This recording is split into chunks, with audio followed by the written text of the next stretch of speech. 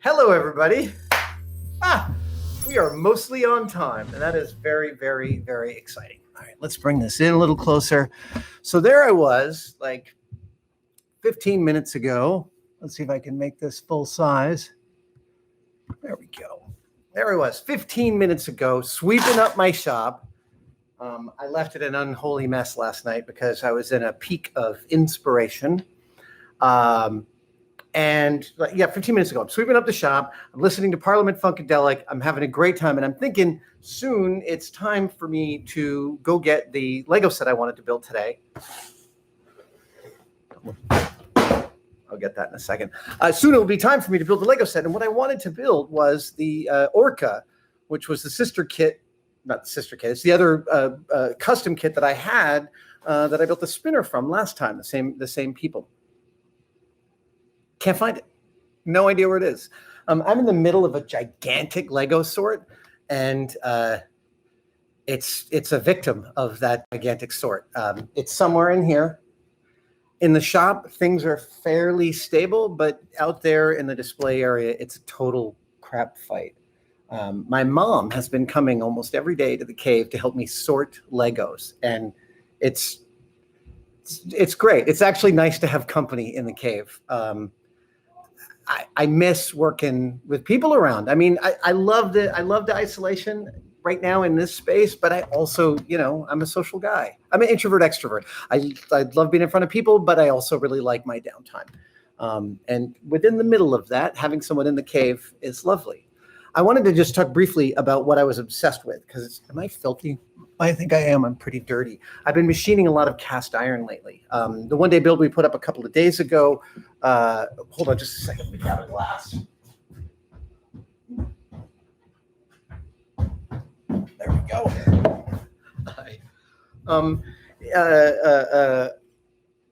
Right. So we put up a one-day build a few days ago. Hi, by the way. Adam Savage here in my cave. It's day 479 of the lockdown.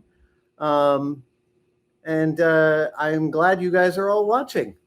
I'm just pouring myself a nice chilly Diet Coke here because it's weirdly balmy in San Francisco. It's so warm. Someone out here in the mission outdoors is yelling and screaming about it. I don't think that's what they're yelling and screaming about. I hope today's broadcast finds you all safe and healthy and not driving each other nuts. I know you're all driving each other just a little bit nuts. We all are. That's I mean, it's kind of part of being a human. But the one-day build that we put up a few days ago, which was a die grinder, which I machined as a kit from a whole bunch of raw cast iron parts from this wonderful supplier, sort of opened up a new pathway in my head. That's kind of what skills do. To me, they're like new lenses with which to view the world. And machining this cast iron and making it tight, and most of my machining is aesthetic. So I don't need to hit a perfect mark. I just need it to look like it's something. But when you're making a mechanical device, you can't miss your marks. Sure, there are places you can have slop and places you can't, but you got to get it right. And so going through the process of putting this machine together was really invigorating. And like I said, it afforded me the ability to see my machining skills in a new light. And so I'm in the middle of a tool mod, which will become a one-day build that will reveal in a couple of weeks. But as part of that mod, there was a vise. There was this like crappy little vise, this guy here, for holding material. And this is a tool for cutting stuff. And this vise is like, it's a standard kind of tool vise. It's stamped metal. It's zinc alloy, something like that. Look, I've used these for dozens and dozens of hours. They're fine. But that wasn't good enough for my tool mod. So I went and I made this. And what made this possible was that I watched a lot of people machining stuff on YouTube, and I found this YouTube channel of a guy who'd made an indexing part for his lathe using an old barbell. And I was like, I knew barbells were cast iron, but I didn't know they were useful for something other than lifting. And he just lathed it out and made it a useful thing. And I was like, wait, I have cast iron all over the place. So I went up to this box. I have old machine tool chunks from an old mill I had. And I took out this chunk and I squared it up. I made it a billet of cast iron. And then I started to do some layout on it. And I started cutting some parts from it. And like about 10 hours later, I had this little machine vise. And I can't even tell you how obsessed I am with this thing. Again, we're going to reveal the build. I've shot some beautiful iPhone close-ups of the machining process of this, and there'll be a lot more because this is going to be pretty involved. But I am in this moment right now where this joining of my mechanical ability with my aesthetic ability, right? It's these two parts of the brain that are often connected, but rarely like working hand in glove, except here. And I'm really thrilled. Like, I'm starting to think about more elaborate things I could make. And especially that, like, you know, when you put together a thing like this, where you've got a slider and a this and a that, all these parts have to work in concert together. So you end up like putting it together and it's a little stiff. You pull it out and you file just a tiny bit off. And just the most tiny amounts of adjustment matter massively, but this thing just turns so smoothly and it barely rattles and it barely moves. Oh, it makes me so happy. And I mean, like, no matter what happens with this mod that I do or what happens to me, at some point, someone will pick this up and go, oh, look at this. Someone built this and loved it. Like, that information is embedded in this. This doesn't look like a store-bought thing. Someone made it. Someone cared about it. And you know, I collect a lot of old tools, like old rulers. These were rulers back in the late 19th century, and there were all sorts of different versions of these. And actually, if you go to an antiques mall, like I love to do, you'll find these all over the place for in the $10 or $20 range. Very reasonable. And it's like brass with wood inlay, and this one has a level built in, and it even has this one's great. Not only does it have a square, but it also has a angle finder, so you can set it up like this, and depending on the markings here, you can see what angle it is. Like, there are some wonderful tool manufacturers today. And there are some wonderful new bespoke tool manufacturers. In fact, one of them, I'm doing a tool tip video later. God, I really am filthy. Later today, I'm shooting a tool tip video that will go up on the site soon, in which I will talk about this and celebrate like some modern manufacturers of beautiful tools, of gorgeous feeling tools, of like tools that elicit like, I want to work with that thing.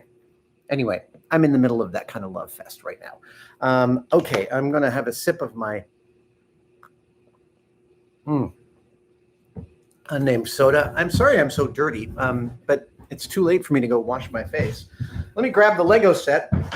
So, like I said, I did not find my Orca custom Lego set, but I had this one, and I think it's even better. Women of NASA, ladies and gentlemen, this is freaking awesome. I believe this came about as a suggested set that got plenty of votes, and Lego went and made it, and it is worth celebrating and worth building, and that's what I'm going to do right now. And then I'm going to take some of your questions. Okay, I have to move some things around the cabin. Just a sec. I just have to secure a couple of things so that they don't fall over. Ooh, what kind of crappy tape is that? Ugh. All right, let's see here. That.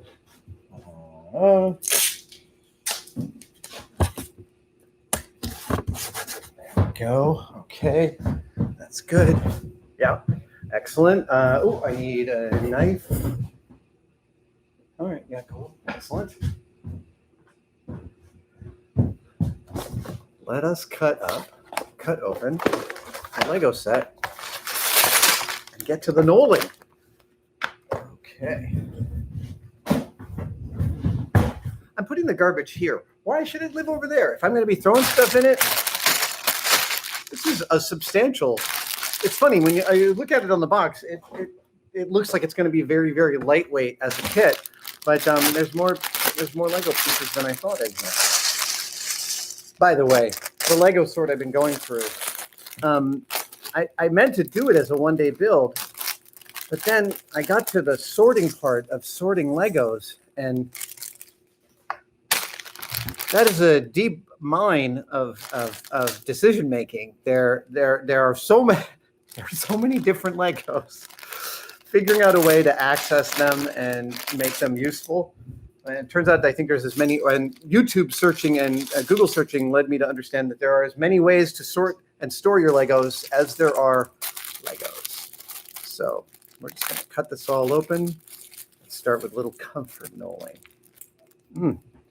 Oh, okay. So you're going to live right there where I can see you. Nice. Okay, let's see. We've got some people here. We've got some heads. Heads, move now. Oh, he'll be crying himself to sleep tonight on a huge pillow. Yeah, exactly. A friend of mine sent me images of his daughter's knolling, which she discovered spontaneous knolling discovery. That's like Maudib level there, man. That's awesome. But look, I think kids get it, right? Like they did I knoll when I was a kid? I don't know if I knolled, but I certainly organized. I don't think I started to knoll until I was here in San Francisco, and I got tired of. Am I missing some legs here? Well, I'm sure I'll find them. Okay, we have 4. We have some helmets and some. Oh, look at that! You can't even see that here. There we go. Sorry about that. We'll find it as we go. Oh, there's another. Ooh, there's 4 sets of hair and a helmet. Now, who gets the helmet? There's 2 astronauts in this list. Okay, so the women of NASA that were. Oh, there's some pants that we're celebrating are Nancy Grace Roman, Margaret Hamilton, Sally Ride, and Mae Jemison. And we'll talk a little bit about each one of them as we go. There's the pants. Okay, I don't know that that's the colors that go with it, so let's just start laying this out. It's been a real journey organizing my Legos, because I've got Legos that go back. Did I talk about this already? Almost 50 years. Yeah, I think I talked about this a lot last week, so maybe I don't talk about my Lego collection right now. I'm curious if anyone's doing any custom Lego builds during the lockdown. I mean, I know that kids are all doing it. I'd love to see some. If you have been doing some custom Lego builds during this as a part of your practice, I would love to see the images. You can send them to me on the Twitters or on Instagram. Don't try this on Twitters. I'm the real Adam Savage on Instagram. Oh, yeah. Literally, so if you're a regular follower, you know that when I'm totally obsessed with something, I bring it home and put it on my bedside table so I can kind of live with it and oogle it. This completely came home last night at the end of my day. And yeah, I just spent all this time. And as I did, actually, from an engineering standpoint, just like taking apart your device and put it back together a whole bunch, super freaking useful, because you start to see all these little things that you didn't realize before. Am I still keeping you? There we go. Yeah, you've got to be able to see everything. Sorry about that. Because as you operate the thing that you've built, you find the little places in which it sticks or it binds, and there's this way in which you start to wrap your head around it. That is really great from a mechanical aesthetic perspective. It's just like this whole, yeah. I mean, I got this sort of back in the day with Lego Technics, right? Like I got what was the first one I got? I think it was a forklift. I think my brother Pete bought me a forklift for one of my birthdays. And it was one of the very early Lego Technic sets. And there was once I built the basic kits and I started to actually muck around with it, man, I started having so much fun with that, with the engineering, with the Lego engineering, because it's real, the mechanical linkages you can build with Technic stuff is completely genuine, and it's actually a terrific problem-solving tool. What is the difference? Oh, I see. For mechanical problem solving, it's kind of hard to beat that system. And in fact, that's the system that is the hardest one to figure out the storage for. But I found a solution, and it arrived via Amazon, and I'm going to do some custom building for it. I'm sorry to tease you with builds that aren't up yet, but such as it is. 5. There's 5 of those. That's interesting. I'm curious. I'd love to talk to oh, look, there's a little mathematical formulas. That might be Nancy Grace Romans, if I'm remembering my history correctly. Lots of these 2x3s, lots of these of every stripe. Maybe they should be together. I think they might want to be. Let's do that. And let's bring these guys up there. Oh, there's another white one. This is one of the issues with knolling is you don't know how many things you've got. So how do you make your grid? Well, you just make it. One thing I did discover about knolling Lego is if you join them together like this, that's bad because you're doing shape retrieval as you're looking for the thing you need. We discovered this on I think it was when we were building the Millennium Falcon, the speed build of the Millennium Falcon. We discovered that when you join pieces together, your eye just stops seeing them as a bunch of separate parts. And all of us were looking past this thing we needed, and we couldn't find the thing we needed. And we're like, where is it? Where could it be? How could we lose it? And we were all being dummies. Well, okay, we just, we learned something about ourselves. That's not necessarily being a dummy, although when you learn something about yourself, you often feel keenly your past dumbness. I know it's not nice to say dumb. I don't mean dumb, but we're all pretty self-critical sometimes, and we have that internal language we use. Okay, let's see. This is an interesting set to knoll because there are not a ton of super like parts in it. There's lots of like batches of 2 and 3. So you can't really get into a significant groove. You just, here's all okay, great. There's the name tags, and I'll bet that's the last one. So it is. Man, could you imagine just seeing your name on a Lego? That would be pretty freaking sweet. That one goes there. That's a little solar panel. Got these guys. And then I start to feel like regret about encroaching down, but I guess I shouldn't. This little graboids thing. I always think of this as the am I forgetting the name for a steering wheel for a boat? I am.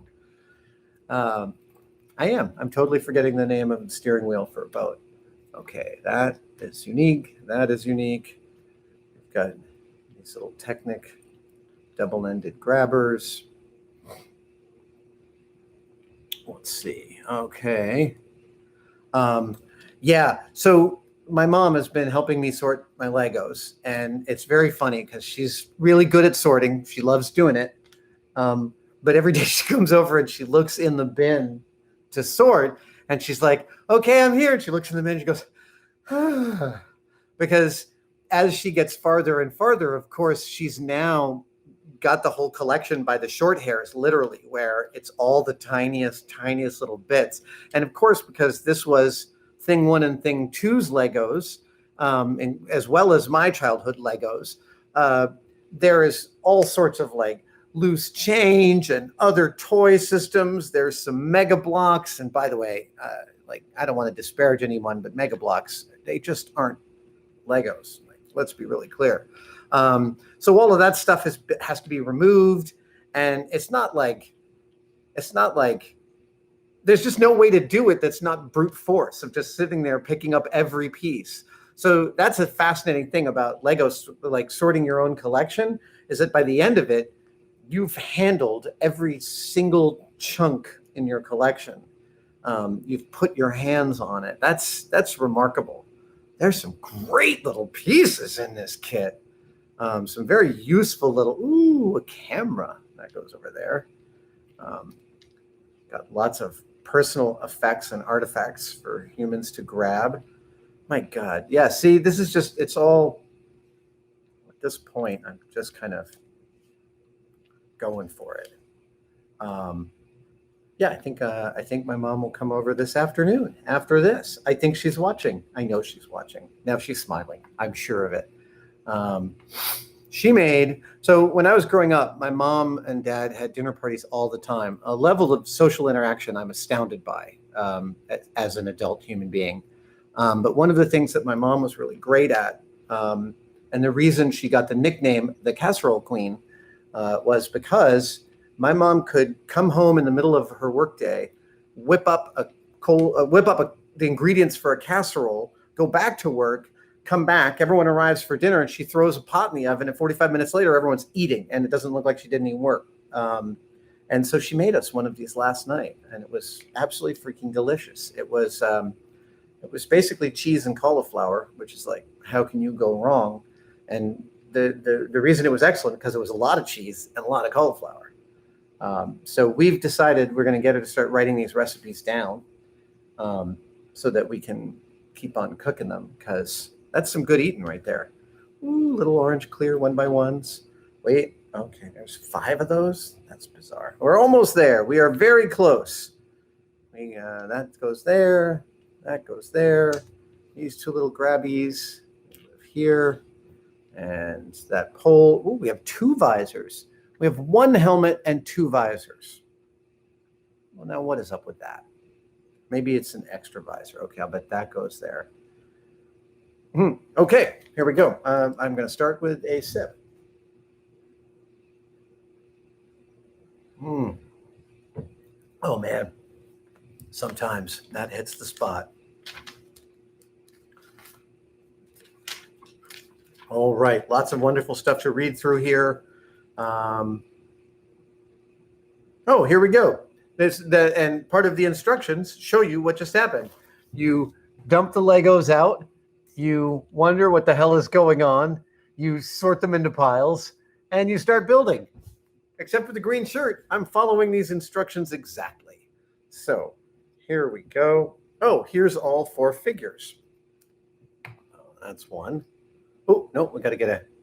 Are they all 4? Oh, they're all 4 different faces. That is awesome. So this is glasses. And... Oh, you got to make the head face directly ahead. Otherwise, she's hiding behind her hair. Okay, there's one. And, okay, that's khaki with the necklace and the horn-rimmed glasses and the gray hair. This is fabulous hair. That is my favorite hair I have yet seen in Lego. This, if they ever did a Lego of Brad Dourif, that's the hair they should use. I don't know why I was thinking that, but it feels like Brad Dourif hair to me, doesn't it? For the uninitiated, Brad Dourif from One Flew Over the Cuckoo's Nest also played Greamer Wormtongue and is an amazing actor. Just chatting with the wonderful folks at Weta about what a delight he is to work with. Oh, she's carrying a helmet. May. Okay, so this is for Mae Jemison, the helmet. Sally Ride. Why doesn't Sally get a helmet? She gets a camera. Okay. So let's see. May holds on to the helmet. Here we go. And Sally wears the NASA blues. Oh, I should have worn my NASA blues today, but I didn't realize I was going to build okay, so that goes in her right hand. I didn't realize I was going to build. Oh, I pulled her arm out. That's the other thing about sorting the Legos. It turns out that my kids were seemingly obsessed with yanking the arms off all their Legos. And I asked Thing 2 about it, and he's like, well, once you discovered how easy it was to pull their hands out, you just kept doing it. So they kept on modifying. Oh, it's going to be so awesome when I take you on a tour of my minifigs, because I've got minifigs. I've got minifigs, I've got pre-minifigs, and I got pre-minifigs. There's some really old stuff. All right, there is 4 amazing human beings. So let's see. We've got, oh, it's a coat rack. That's what it is. I could almost build this from the picture. Here we go. 1 and 2 1x2 little slanties, and 2 1x3s. Oh, and 2 of those guys. This is, oh, no, one's a 4 and one's a 6. Yeah. This is like, it's like the equivalent of puzzling to me, right? It's just, it's so relaxing. Wait, there's 2. Oh, no, there's not. There's 1, 2, and 1, 3. Oh, yeah. Whoever is out front is very unhappy. They're yelling and screaming. Okay, so. Oh, I skipped an entire step. So this gets a second one. I flipped a page too far. That was a page too far. Oh. Okay, so that goes there. And then those 2 guys. These are neat. I like these. Wait. Oh, yeah, they live like that. Awesome. Then I put the white across, and these 2 little graboids go here. And, oh, yeah. Number 4 gray, 1x4. Okay, I bet those are, yep, bilaterally symmetrical. So that one goes there, that one goes there. We do the black 1x1 in the corners. I don't know about you, but I'm finding a lot of solace watching Governor Cuomo's daily addresses to New York, but really the whole country. It's really, I really like the information he's putting out, and the tack that he's taking. It's very stabilizing. Okay, number 2 and a number 4. I'm not talking politics here. I'm simply talking information and everybody being on the same page. Okay, now we move on to a second part. We get out one of these and one of those. There's a bunch of those. I wonder if, as they design a kit like this, does everyone kind of go nuts and do whatever they want? Like maybe they assign this to 4 different designers, and then they gather together and they'll be like, too many unique parts. Is that a budgetary constraint? It might be. Too many new colors. You get a certain amount of colors per kit to experiment with. And then if you sell the shooting of a new part in a new color that's never happened before, can it be a disaster? Is there that time Bob decided to blah, blah, blah with that other color, and it was a total crap show. The economies of Lego design. Okay, wait a second. 2 1x3 whites. Ah, there they are. I will also tell you that when you spend any time during a day listening to Parliament Funkadelic, you are not done once you are done listening to Parliament, because it sticks in your head for the rest of the day. Don't worry, my tested brethren, I'm not going to sing copyrighted music here, just to tell you that Flashlight is gloriously ringing through my brain right now. Okay, so those 2 guys and 2 of those. I like doing the 2-handed building here. Then we do that guy. Oh, this is a wall. Ha! Ha! Oh, and this is, there we go. I think we're building Nancy Grace Roman's, I think we're building her display. So that clicks into here. Let's see. Nice bit of engineering. That's awesome. Then we have a blue single pip panel. That stands there. And then we take a blue and a white and a blue. Oh, these are okay. So it's like papers? Is this what it is? Is this like the absent-minded Oh, I just dropped one. It's just sort of the absent-minded paper professor. That's kind of awesome. Okay, I'm gonna have to go find that simply because I'm a completist. Hold on, just a sec. Luckily, I swept up.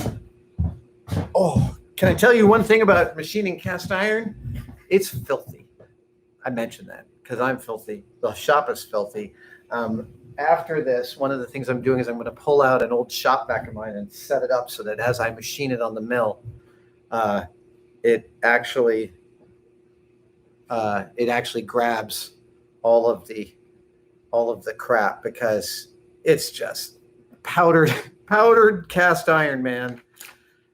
Yeah. Okay. Oh, I'm wrong. It's Margaret Hamilton. Okay. I was just thinking math formulas. Okay, Margaret Hamilton, she has a coat rack. That's fabulous. I was thinking it was mathematics. That's why I went to Nancy. Okay, and Margaret comes over here. Of course, when I hear Margaret Hamilton, I always think of the Wicked Witch of the West, who was the Toll House coffee lady when I was growing up. Maxwell House. Toll House is cookies. Maxwell House coffee, Margaret Hamilton, right? Am I right about that? If you're of a certain age, you remember. Okay, there we go. There we go. That is Margaret Hamilton. This is fabulous. Margaret developed software for the Apollo program. She published over 130 papers, totally critical. And Apollo programming, man, we're talking core memory, if I'm not incorrect. This is little tiny cores, little tiny donuts made of magnets. And when I say tiny, picture the head of a pin and then go like half that size. I'm serious. And then picture human beings using wire and threading through the middle of those donuts. And when you thread through and knot them together in this mathematical macrame, you end up with a computer that has memory and can actually perform operations. That is crazy. Okay, so we're gonna put Margaret right there, and we're gonna move on. Okay, now we have one of those. Step one. Okay, moving on to step two. I feel really good about step one. Here we go. I am not gonna open my door. I'm saying that because I can still hear this gentleman yelling outside. It's the Mission District, Jake. It's Chinatown. Yep. Moving on to step four. Oh, we take a new piece, take one of these, and we take two of the slanty 1x2s. There they are.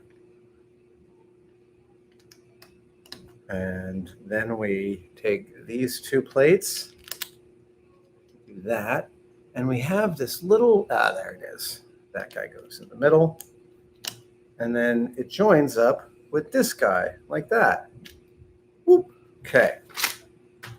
Then more of these. I see they've got oh, right. Okay. So these are for the name tags. That makes total sense.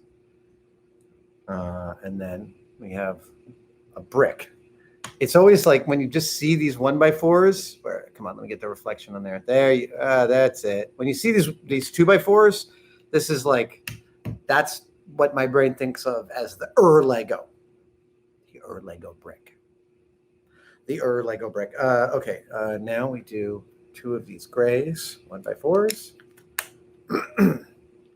Then, long one. Do that one there, and we do these two here. It's fabulous. It's like they built a whole false floor. It's a stage. I have built stages before. What we have here, I guess it's right in the middle. Yep, it is. And then there's, that goes on that. There we go. Ooh. It looks like, that's a doorbell? Can't quite tell. Hold on. Just gonna double check. Be right back.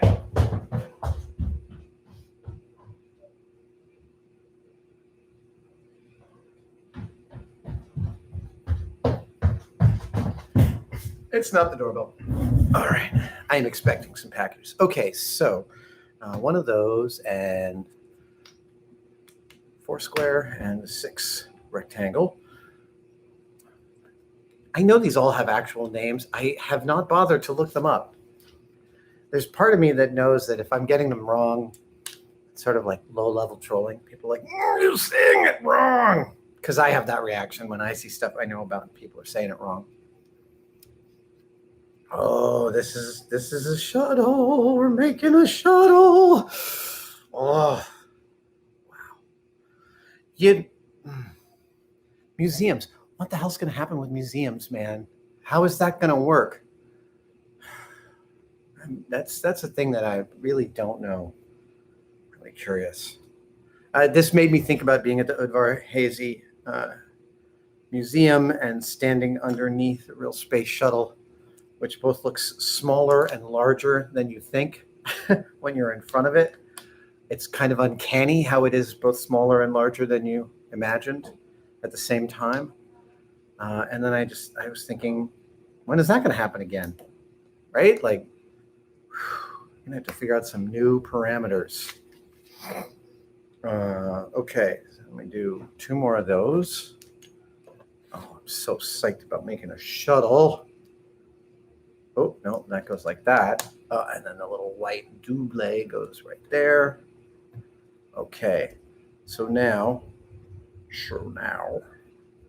we have, nope, that's those 2 whites and those 2 blacks. So that goes like this. And that goes like this. And that goes like that. And that goes like that. I'm figuring they're bilaterally symmetrical. Oop. Did I screw that up? That goes like that. Yeah, I got that right. Okay. And then there's these 2. So if that sits like this and that sits 1 over, right? Yeah, and that sits like this and that sits 1 over. And then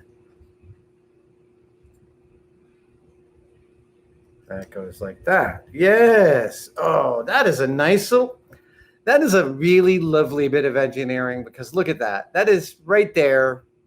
That's a space shuttle. Like, that's nice. At the point at which the engineer of this figured that out, I bet they were like, nice. Okay, looks like we bypassed step 17. Woohoo! Got to get the 2 smoothie rounds on the backside.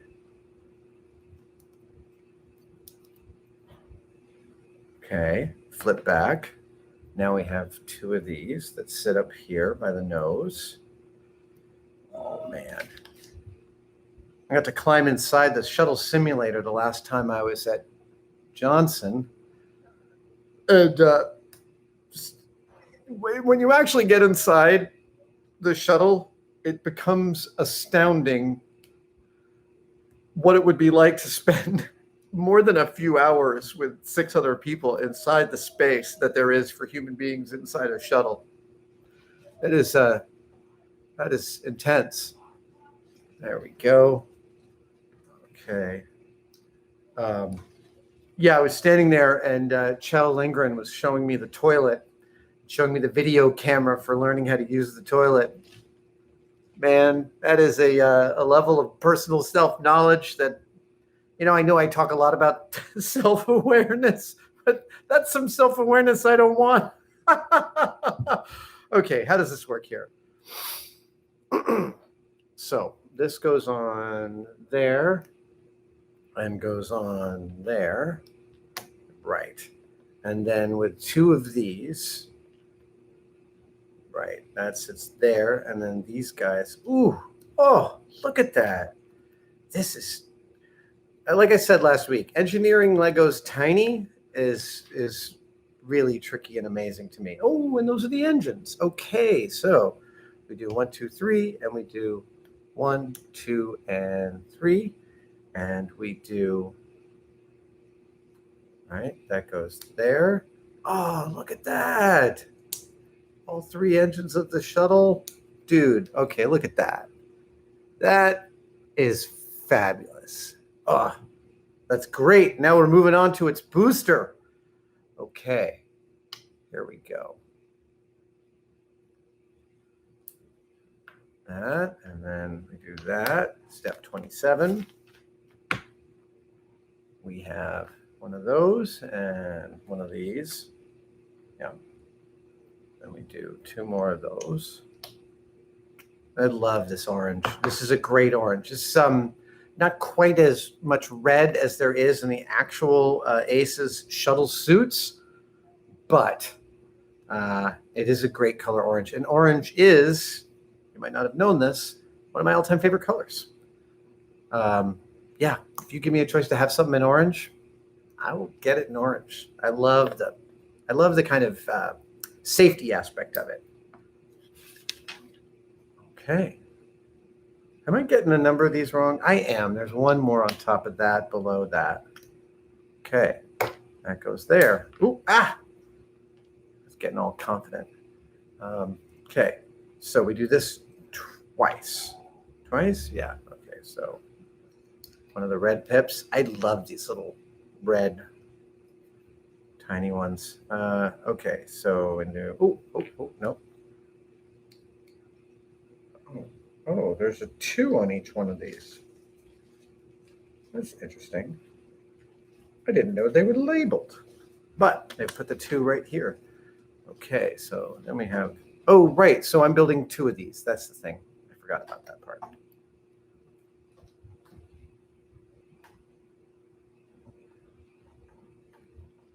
People upstairs moving around. I was here for a poker game. No, long ago for a party for Sketchfest, and John Roderick heard people moving around upstairs, and he said, "Savage, are there normals upstairs?"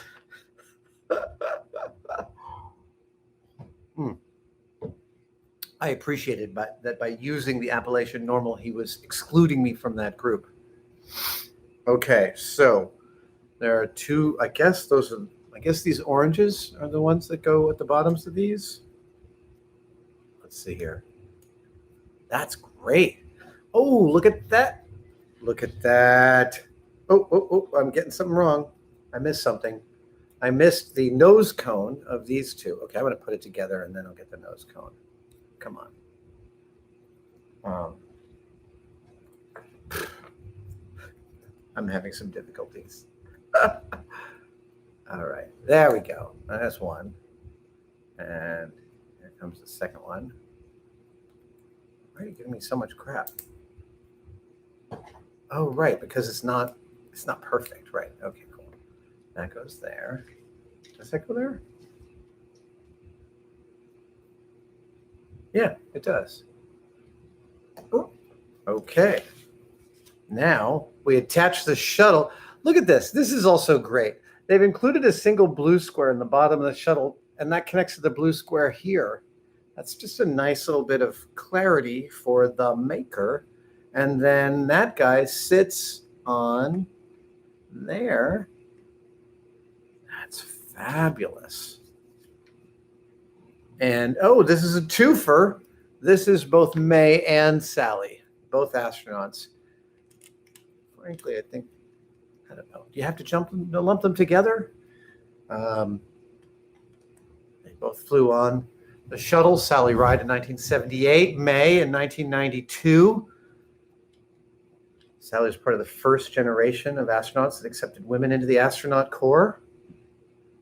There we go. That's Sally and May. And the last one is Nancy Grace Roman. Here we go. We're in the home stretch. Okay, we have, I see a pattern here now, so I think this one can go pretty quickly. And then we'll go to questions. You could submit your questions through our Discord channel, and I will answer them. The questions, by the way, have been truly awesome. It has been such a pleasure and an honor answering them and having this conversation with y'all on this weekly basis. And we're continuing it through the end of, is it May? It's going to be May soon? Yeah, through the end of May. Now, man, I mean, that's one of the things I really appreciate about Cuomo is when he talks, what he makes it clear is that like we have information, but that doesn't mean we have answers. We have a lot of questions, and asking those questions and answering them correctly using facts and science is what's going to get us through all this. That feels very stabilizing. But like every now and then I think like, how long are we going to do this? Oh man, this is a big Megillah. Oh, questions are already arriving. So they're pre-prepping me. Okay, here we go. Now we do those two guys. They go here. And then we need one of those, and that goes on this guy, and then that guy goes on the front of that, and that goes. How does that work?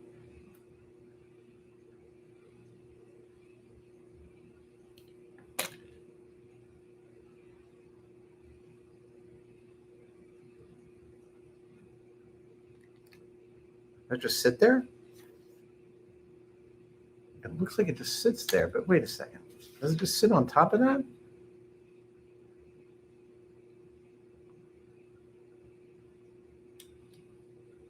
Did I miss a piece that goes in there? No, I didn't. It just sits there. Yeah? It seems to just sit there. Okay, we're going to go with it just sits there. Now we're going to get the, there we go. I had little faith. So that guy goes there. That guy, oh, no, not that one. That guy goes here. Then that guy. Then, oh, right. Whoop, whoop, whoop. Almost forgot. Got the slanty bit there. That goes there. That goes there. This blue one. Yep. And, yeah. A little upright. The indexable hinge. It's okay to call it that, right? The indexable hinge. Oh, astronomy. Oh, okay. Yeah. Ooh, we get to build a little satellite. Here we go. Now we do one. I do this 4 times? Yes, I do. I do it 4 times. I put one on each side. Oh, at ILM, there were times when we were working on AI, and we did the underwater amusement park for the ferry scene in AI. And at one point, the word came down that they wanted. It says 2 of these. I do have 2 of them. Word came down that they wanted all this detritus at the bottom of the water, and so they wanted a garbage truck. Oh man, I wanted to build that garbage truck so bad, but Rodney got that job. I really was super jealous. I think I was supervising it, and I had to give it to him. I didn't have time to build the garbage truck myself, but I thought I want to do some stuff here, so I made a. Ooh, I've got it. Wait, right there.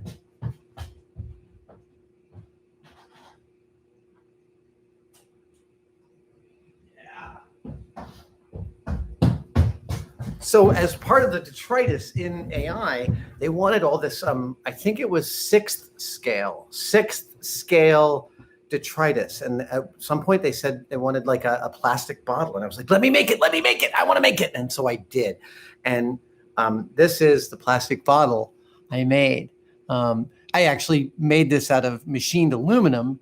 And then the mold department, Tony Preciado, I think, made the mold for this, made these in a milky plastic, and I kept one, obvi. This is the longest way of telling you that every now and then when I was working at ILM, I would have a day that I would call a get to rather than have to day. And it was like today, actually most of the days at ILM were get to days. Like I get to build this, I get to build that. I mean, you have to do a lot of drudgery and a lot of tedium, as I love mentioning to people. It is hard work. Oh, wait a second. Oh, that goes there. But the get to days are the best days, like objectively. Okay, that sucks there. Yep. And so I find myself wondering if the engineers at Lego also have get-to days, right? Like, oh, I get to design a little satellite. Like, that's what I was imagining might be for them. Dude, what are you building? Oh, I'm engineering a tiny little satellite, and I have a budget of 11 pieces, or whatever. Like, that's got to be really freaking fun. I do only one of those. Okay. So then these little wrenches go. Yeah, okay, that turns. Wrench goes there, and a wrench goes there, and a little thing goes there. I was just thinking of, like, what if Lego licensed to weird movies like Ad Astra? You'd have like the Brad Pitt floating satellite space set with crazy Tommy Lee Jones figure. Oh, many years ago, SNL did a really funny commercial, and the commercial was for the play set from the movie Philadelphia, and it was like, Tom Hanks action figure from Philadelphia with web shooter and Dino Buddy. And then you have two kids playing, and one of them goes, "You're not going to discriminate against me." Oh, good times. Okay, so this one goes down here, like that. I think I've got all those pieces, yeah. And then the satellite lives here. And I think, yeah, the name tag, Nancy Roman, goes here.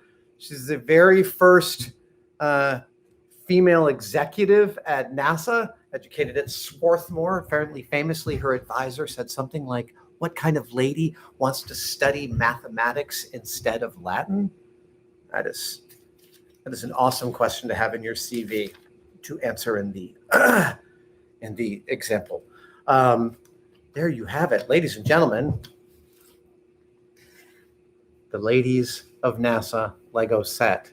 That was a really fun build. Thank you, Lego. Thank you for making this set.